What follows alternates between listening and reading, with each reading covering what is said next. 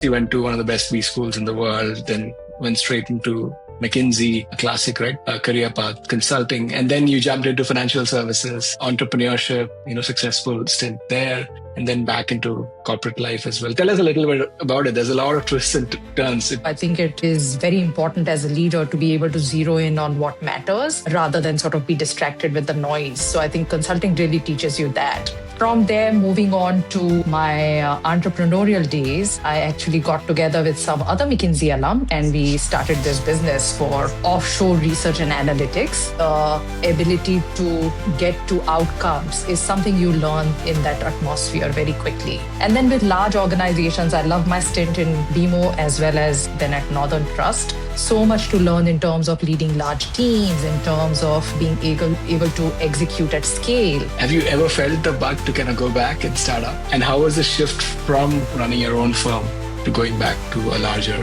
firm? How was that transition for you? At the end of the day, it's about the individual fit. So I can tell you what I enjoy is a sort of mix of the two things, and I call it innovation at scale. Right? Even in large organizations today, there's a lot of urgency to innovate, to bring the latest thinking. You get a little bit of that entrepreneurial experience even within the large organizations. What I love within the large organizational context is the brand. We already have a strong brand going to our clients who trust us and who have worked with us for long periods of time, those relationships. You also have the benefit of a strong balance sheet and a strong financial background. AI is the big kind of word today, right? And it's taken the industry, the world by storm. I will tell you the thing that has amazed me most is the adoption, which speaks to the quality of the solutions being built and the power of the technology. Advisors and the industry is realizing that this actually helps them be more efficient. This helps take some of the painful administrative work off their desks while allowing them to improve the client experience and also to improve their own ROE. At the end of the day,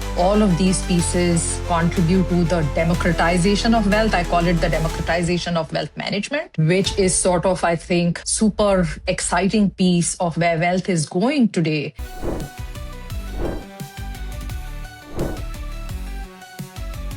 Hi, Purva.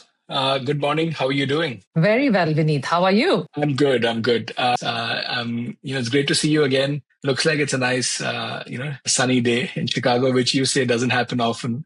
How's the new year been so far? New Year has been great. As you can imagine, it always gets a bit busy coming back after the holidays. There's sort of a pent-up list of action items. So last 2 weeks have been action-packed, but can't complain on the weather front. Yesterday we had a snowstorm, so today what you see in Chicago is the Chicago we love. But of course, the other thing to also keep in mind is when you see Chicago nice and sunny like this, it's very cold typically, and today is no different. So it's close to 0 degrees Fahrenheit. Wow. Okay.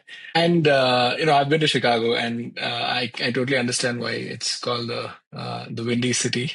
And it's almost always cold. All the city is great. Summers are nice. Have you lived there for a long time now? Yep. Chicago is home now. I've lived here now 25 years. Always lived in the burbs and worked in the city and love the city. It's so vibrant with so many things to do. Great, city for raising a family. And yes, the winters can get a bit tiresome, but you know what? Once you get used to the cold, you learn to layer yourself up and get yourself out there, and it doesn't really bother you that much. And then you have something to look forward to, right, in the spring and the summer. Of course. Nothing like the seasons. Completely agreed. And to be fair, with the cold weather, you can always kind of cover yourself. There's not much you can do with the hot weather. But having said that, 25 years, wow, that's a long time, Apurva. And, it's also, I'd love to kind of understand the journey, right? So you obviously went to one of the best B schools in the world, then went straight into McKinsey, a classic, right?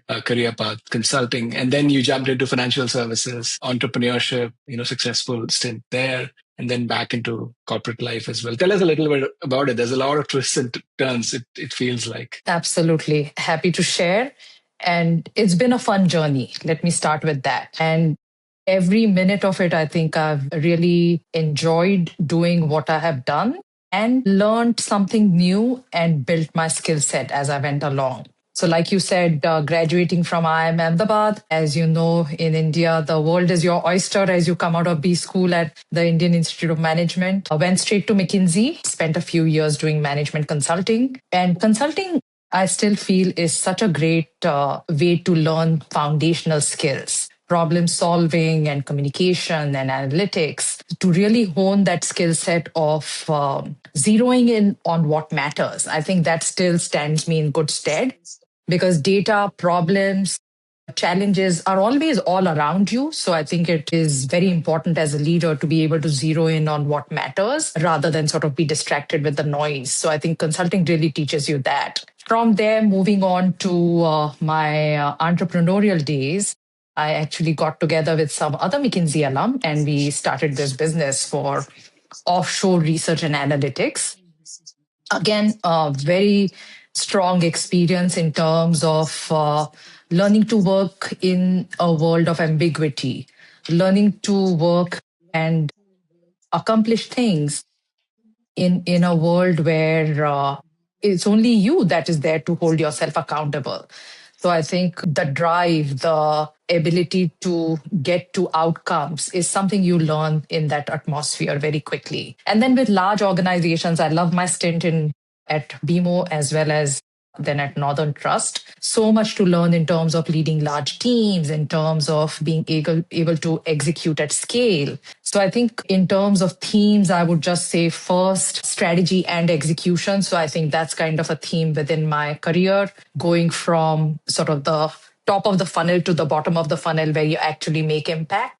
Second, I would say is the focus on digital data tech. As you know, becoming more and more important in financial services over the last, I would say 15 to 20 years, right? It's an accelerating curve. And you can't be successful in financial services today without being good at those items. And then the last theme I would say is really all about collaboration and influence. Our B school professor used to say this, that organizational behavior is the one thing you'll remember when you're in the corporate world. And he was so right, because I think you have to work with people, you have to be effective downwards, sideways, and upwards.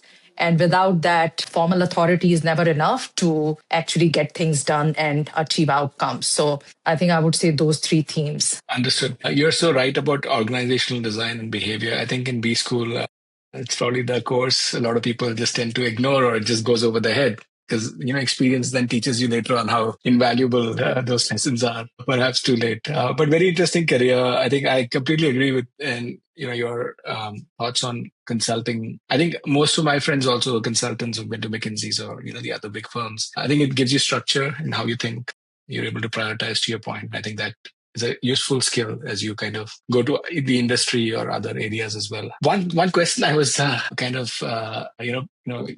of came to my mind. Obviously, you were in consulting, then you had a successful stint as an entrepreneur, and now you've been working with some of the largest firms. Have you ever felt the bug to kind of go back and start up, having done that once? And how was the shift from running your own firm to going back to a larger firm? How was that transition for you? Excellent question. And of course, as you can imagine, I've thought about it a few times in my life in terms of sort of the compare and contrast in those environments and what I liked in each of them and what works best for me personally. Because I think at the end of the day, it's about the individual fit. So I can tell you what I enjoy is a sort of mix of the two things, and I call it innovation at scale, right?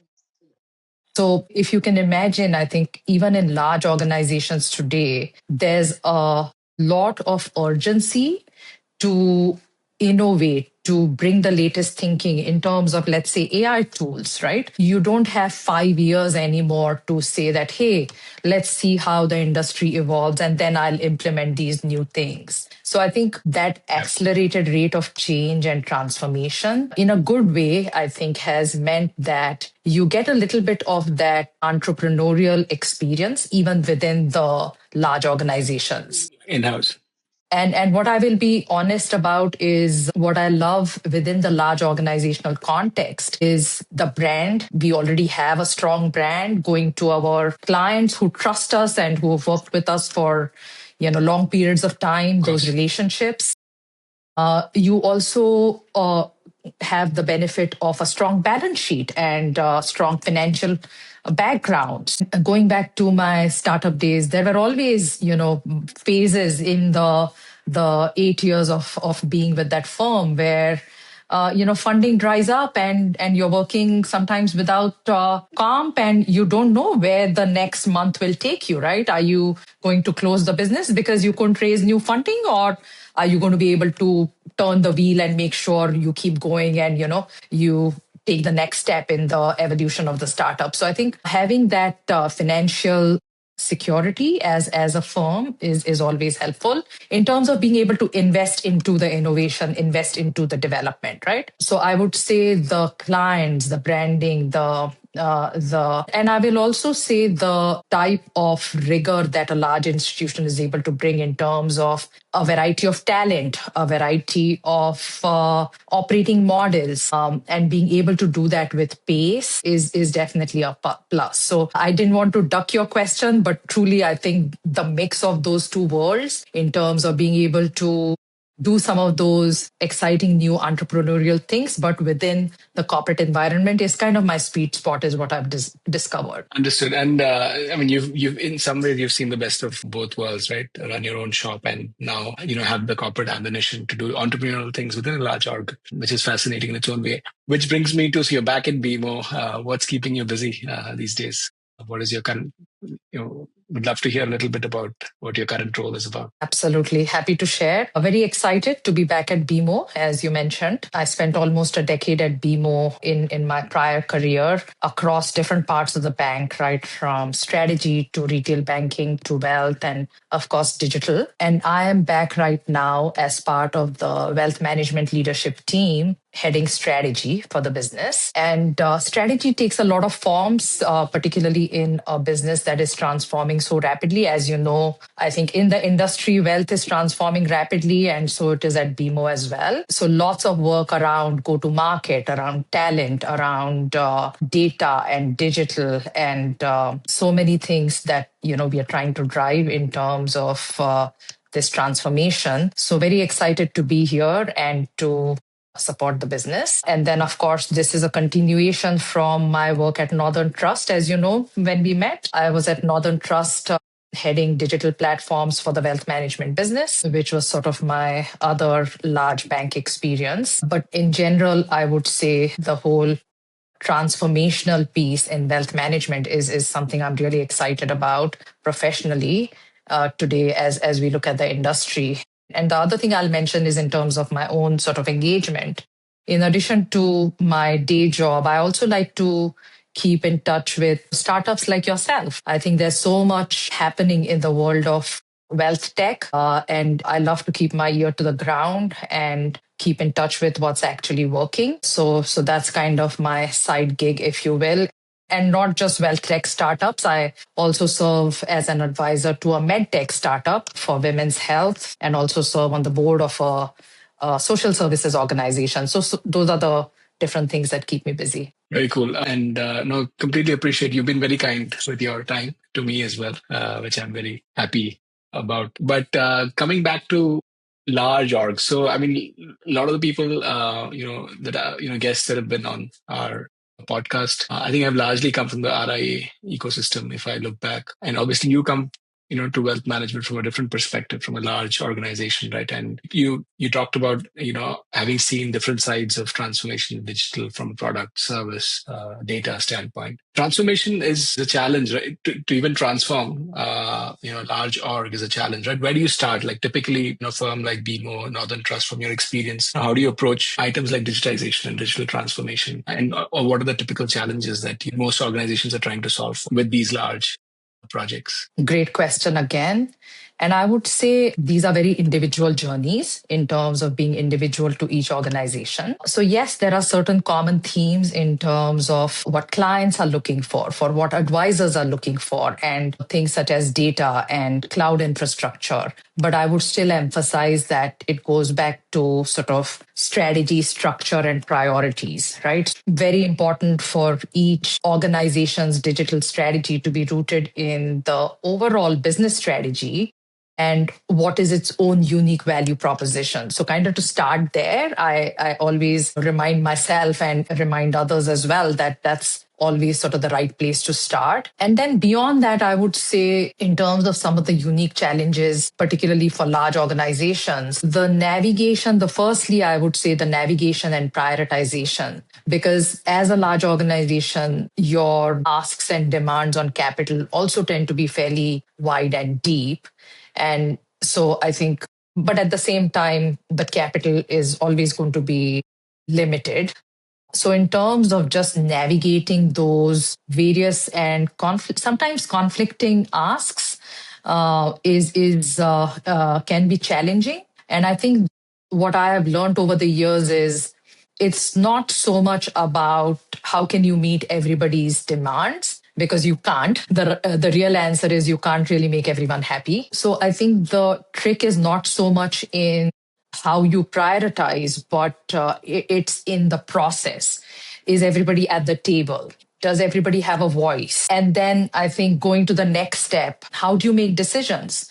You don't want to get stuck in the whole analysis paralysis when there are multiple voices at the table. There has to be a clear process, checkpoint, timing, and accountability for decisioning to say, this is where we are going to put our money this year, and we are off to the races. And then the third piece I would say is equally important. Once the decision is made, we hold hands and we are on the same side of the table. Once that decision is made, then there is no ifs and buts in terms of was my area funded or not, and is this the right set of priorities? You have to trust in the process. You have to be a team player, and you have to work with your peers and your counterparts and your other cross-functional partners to make it happen. So I would say from a very sort of human perspective, that tends to be, I think, a big deal. Totally. And, once you kind of set the path, everyone's got to get behind it. A follow-up question, which interests a fintech like me, is when you look at digital transformation, when, building something new, how does a large org think about, hey, should I partner with a fintech and get this to market sooner? Or is it better that if I build it in-house? How do you approach that decision? Are there specific use cases that might sit better in each bucket? Absolutely. Awesome question. And something I'm personally very passionate about. So one of my roles at BMO back in the day was to actually initiate this process of fintech partnerships. And today, I think it's become more of a business as usual type of thinking and strategy in many organizations. Not so in some organizations, but still in many organizations, quite well adopted. But back in those days, it was still a big question mark, because should we really be partnering with the fintechs, or are they competitors to us? Are we going to sort of share our secret sauce and then they run away with our clients and our business, right? So I think that thinking has morphed very much into a win-win, to understand that the fintech brings that agility, that pace, that ability to build something new and something that's very deep in terms of the quality of the experience. And at the same time, I'm a big believer that even at large organizations, capital is never enough that you can build everything, right? So a big bank like Northern Trust or BMO, there's deposits priorities, there's lending priorities, there's advisor experience, there's client experience, there's investments experience, there's trust experience, there's operations, there's contact center, right? So it's I think, not feasible to build deep and high quality experiences in all those areas yourself. So I think leveraging fintech capabilities, leveraging SaaS capabilities, whether it is large partners or small partners, is a must. What you have to do, though, as the internal leader is two things, in my opinion. First is make sure that you're using the partner versus build option very prudently and saving the build dollars for something that is truly distinctive, something that is truly your core value proposition. So, for example, if I want to add a capability for sharing documents with clients directly between advisors and clients, there's very little reason for me to build that from scratch with all the cloud-based providers that are out there, big brand names by now in the market, listed companies even, but also smaller providers. Same thing with AI. When I'm looking at note-taking capabilities or I'm looking at making prospecting more efficient, very little reason for me to build that from scratch with folks like Fast Tracker and many other competitors of yours, as well as larger players building those capabilities. So I think saving that build versus buy for things that are truly unique to your experience.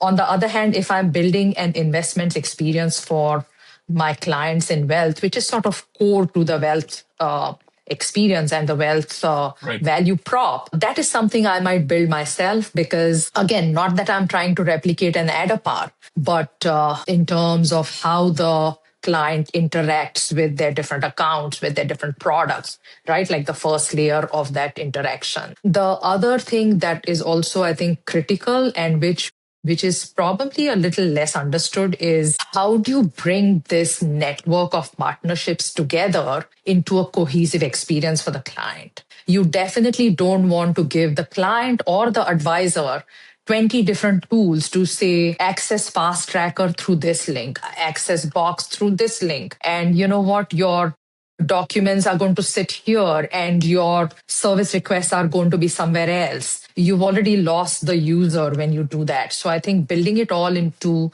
a cohesive platform and a cohesive interface is something that is a big responsibility for product leaders internally. Got it. Yeah, no point reinventing the wheel. Preserve your core, your DNA. Yeah, very solid points there, Purva. And makes total sense. Having said that, also kind of curious, obviously you have the large financial groups like the ones that you've been part of. And at the same time, a lot of advisors continue to break away. There are independent RIAs that are set up. In this world, like obviously both are coexisting and flourishing. But how do the larger kind of groups differentiate themselves from, the independent shops per se? What's your view on that? Yeah, that's a great question as well. And I think I'm a big believer that I don't think about it as a zero-sum game, but more as growing the size of the pie. And I think that is true very much about wealth management today with the generational transfer of wealth, with the expansion of investment opportunities like private investments, with also the way the stock market has performed in terms of public investments. So I think a lot of wealth has grown in a way that a lot of people can benefit, a lot of clients, prospects can benefit from that planning and wealth management experience. So I truly look at it as a growing of the pie. And in that context, I think, again, it does come down to sort of doubling down on what is your DNA, what is your core value prop. And then within that, I think it is the institution's responsibility to create that experience where the advisor and the client can build that intimate relationship, even while there is the protection and the availability of the bigger brand and the holistic offering that the institution brings. So, for example, at Northern Trust, I would say it was pretty well recognized that we had built such a strong brand in the fiduciary world that whenever clients considered long-term trust relationships, Northern used to be the first that would come to mind, for example. Similarly, I think with BMO being sort of the wealth management business within the construct of a diversified banking business gives you that advantage that a commercial client or a retail client could add their wealth relationship to the portfolio. So they already know BMO really well. And then, they are just deepening that relationship with BMO further within the wealth side. So I think each organization brings something unique. And then within that context, doesn't matter whether you're a BMO or a Northern or an RIA. I think within wealth, it's very clear that, again, also doesn't matter what's happening with tech. However much tech advances, it's still a human business at the end of the day. So I think that and has become a capital letters and human and digital. So being able to kind of intimately preserve that human relationship while providing the benefits that come with scale is sort of, I think, the challenge for each institution. Understood. I think one thing that you kind of were talking about was wealth management, how it's still very much a human business at the end of the day, but increasingly human plus digital. I mean, human is still the main bit, but digital is starting to become more relevant. And obviously, technology is moving at a very fast pace. AI is the big kind of word today, right? And it's taken the industry, the world by storm. I would love to kind of get your take on what you think of AI. In the industry so far, what has impressed you the most? Absolutely. Really passionate about that topic. So I'm glad you brought it up. And of course, Fast Tracker yourselves, you guys are doing some really exciting work in that space. Love the workflows you guys are building. I think you're solving sort of the problems that matter in the wealth management space. In terms of AI, I think, of course, all of us have seen the sort of accelerated curve of both development. And I will tell you, the thing that has amazed me most is the adoption. As you and I know, being in the tech space, adoption is always sort of like this, right? Yes. And then, look at the mobile platform, for example, right? When it came into play 15, 20 years back, who thought that would be sort of the primary way clients interface with you? And it took a while to get to that point of adoption. With AI, what I've seen is, and what really amazes me is the positive energy, the positive openness from the provider side to try out different tools and to adopt them at scale, not just sort of tinker and, hey, this is a nice plaything, but people are actually using it in their business. So that adoption piece, I think, has been amazing, which speaks to the quality of the solutions being built and the power of the technology. And to your point that you made earlier about the human and technology piece, I think advisors and the industry is realizing that this actually helps them be more efficient. This helps take some of the painful administrative work off their desks, while allowing them to improve the client experience and also to improve their own ROE, right? In terms of efficiency ratios and things like that. So to call out a few things, I think that I'm really excited about in terms of where this might go is to move from the advisor experience to the client experience, right? I know everybody wants to use AI with controls and with the right auditability and the right trust. But I think as we get to those sort of right parameters, being able to put these solutions in front of clients. So for example, using agentic AI to drive onboarding or paperless elections or money movement, where the agents can actually take the client's answers in terms of how do I want to use paperless and then activate it at the back end without the client having to go through this complicated 7-step form, which accounts and hybrid versus paper on, the story. So I think that agentic AI piece to automate some of these client workflows is super exciting. The other piece I will also highlight is some of the planning and personalization. I think that's another piece where this can be a game changer. So, for example, at Northern, we built a benchmarking tool, which it was an AI tool that looked at making recommendations to clients based on what other clients like them do. Because this is not information that clients can easily get off the internet or even with their friends. How much money to give away to their children in their lifetime? How much money to put into philanthropy? These are sort of sticky and very private questions.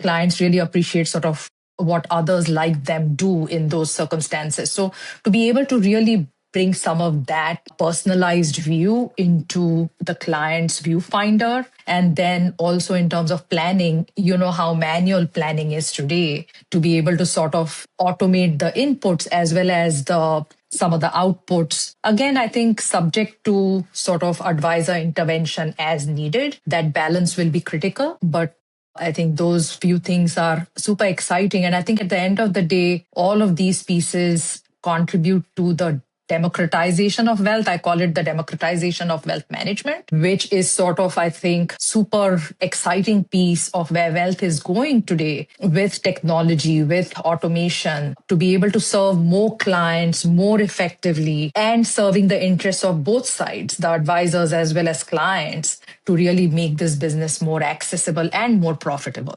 I think you touched upon some very interesting points there. I love that personalization. It's almost like the Netflix recommendation engine, right? If you watch this, what else should you watch? Something like that, which is very cool, which you can do with AI and data. Very interesting what you said, because I think most of the AI workflows solutions have been largely focused on the advisor shop, either the advisor or their staff. But I think what you're talking about is like helping their clients also, and I think that could be very, very interesting. And I think once the advisor side of the house has comfort and they start trusting AI, I think they'll be more ready to kind of move to the client side as well. Yeah, I think long way to go. And I think to your point earlier, the good thing with AI is that literally everyone can see it, everyone can use it, so that learning curve, people are up the learning curve a bit quicker with ChatGPT and Gemini and Claude and so on. I was very curious as well, right? Obviously, now at BMO, you were not on. How are the large firms moving? I mean, obviously, folks in your firm also will be like looking for some of these tools. Are large firms also moving fast from what you're seeing to kind of get their employees or teams access to some of this? Or is there a little bit of still? So that's a great point that you're asking about in terms of how the large firms are reacting to these environmental factors. And I would say, surprisingly enough, there's activity everywhere. I think all along the continuum, right from the smaller firms to sort of mid-sized to the large firms. And the large firms like Morgan Stanley, JPMC, they've been in the news with sort of the AI tools that they have launched within Wealth, with the different bots in terms of finding the information quickly, or the meeting notes, as well as communications, right? Going out to clients to be able to tailor and to generate quickly and so on. So I think that activity is all along the continuum.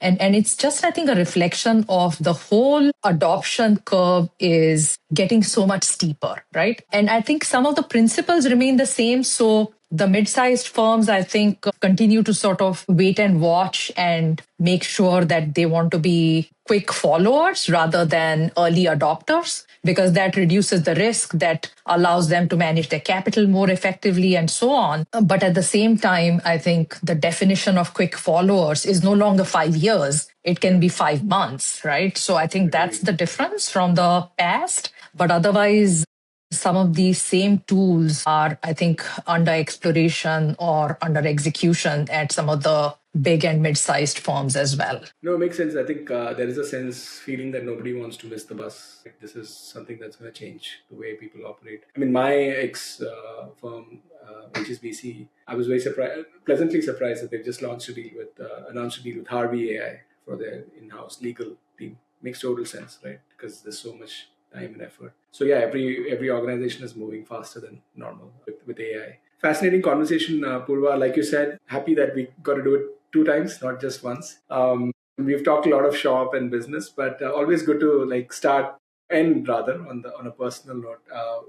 What keeps you going outside work and the office and everything else? Yeah, that's always a fun thing to talk about, and I'm a big believer in building 360 relationships. So bringing all of yourself to the relationship, so to say. So these conversations like these that we've just had with you, with other founders, I find those highly energizing and also value adding in terms of my own knowledge and skill set. So, that is sort of one ancillary to work, but still, I think outside of my day-to-day work that I definitely think about as something I enjoy. And then, of course, the usual things around sort of travel and reading that also one tries to make time and keep your life well grounded. Very nice. Yeah, everyone needs a little bit of that. So, thank you again so much, Purva, for your time today and the last time. A fascinating conversation, and I'm sure we'll speak again very soon. Thank you, Vineet. It was a pleasure to be on your podcast, and the listeners all need to know that you made me look good. You are key to this process of asking the right questions and pulling out the right insights. No, I didn't have to try too hard. You were great. So thank you though. Yeah. Yeah. And if I can give a shout out to Fast Tracker, I think you guys are doing something right with sort of networking in the industry and working very much on the ground with users to solve problems that matter. So good luck to you guys. I definitely see a unicorn in the making. And as we end, I would also like to give a shout out to, I think, my new and erstwhile colleagues here at BMO. It's been a fun time to be back here, both within the strategy team, which we call the OSM here, the Office of Strategic Management, as well as within wealth management, which is sort of my focus area. So thank you again. Awesome. No, thank you, Purva. Speak soon. Bye.